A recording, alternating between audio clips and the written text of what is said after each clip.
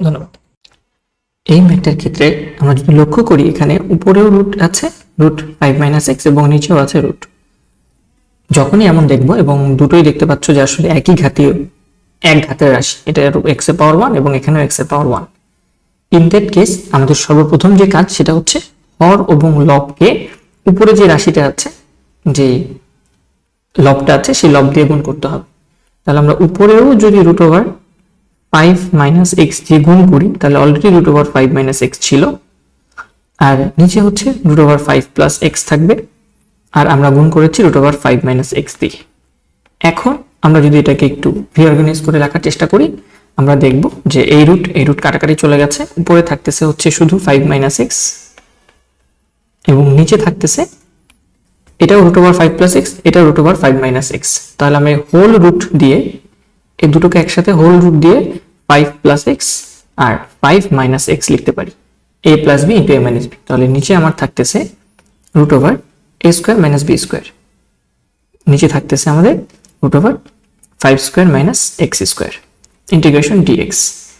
এখন যদি আমরা উপরের পার্টটা দিয়ে এটাকে আলাদা করে দিই এবং সিমিলারলি x দিয়ে এটাকে আলাদা করে দিই, দুইটা অংশ ভাগ করে দিই, তাহলে জিনিসটা ইজিলি ফর্মুলায় চলে আসবে। তাহলে আমরা ভাগ করার চেষ্টা করি। প্রথম পার্টটাকে আমরা 5 রেখে বা 5 কে সামনে রেখে ইন্টিগ্রেশন, উপরে থাকবে 1, নিচে থাকবে root over 5 square minus x square dx।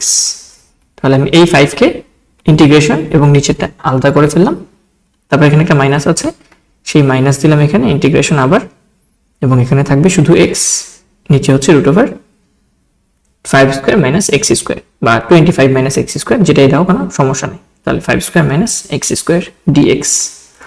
এখন দুটো অংশ ভাগ করে দিলে খুব সহজ ফর্মুলা, আমরা অলরেডি জানি ইন্টিগ্রেশনের বেশ কিছু ফর্মুলা আমরা জানি। এখানে একটা ফর্মুলা আমরা এরকম জানতাম, integration dx by root over a square minus x square. এই ফর্মুলা হচ্ছে আমরা জানি sine inverse x by a। আরেকটা ফর্মুলা জানতাম যে ইন্টিগ্রেশন যদি থাকে এবং নিচে যদি রুট থাকে এবং রুটের ভেতরে ফাংশনটাকে ডিফারেন্সিয়েট করলে যদি উপরের ফাংশন পাওয়া যায়, তাহলে আমরা এটাকে লিখতাম 2 রুট নিচেরটা f of x। তাহলে এখানে এই দুটো জিনিসই আমরা দেখতে পাচ্ছি, একটা হচ্ছে এই যে a square minus x square root, এবং আরেকটা হচ্ছে দেখো 5 স্কোয়ার মাইনাস x স্কোয়ারকে ডিফারেন্সিয়েট করলে কি পাওয়া যায়। তাহলে 5 স্কোয়ার মাইনাস x স্কোয়ারকে ডিফারেন্সিয়েট করে আমরা দেখতে পাচ্ছি এখানে পাওয়া যায় হচ্ছে -2x, কিন্তু উপরে আছে শুধু x।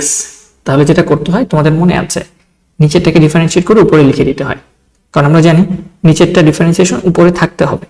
যেহেতু নাই, তাহলে আমরা কি করব, ব্যালেন্স করার জন্য উপরে -2 দিয়ে দিব, আর যেহেতু -2 এক্সট্রা নিয়ে আসছি তো -2 দিয়ে ভাগ করতে হবে।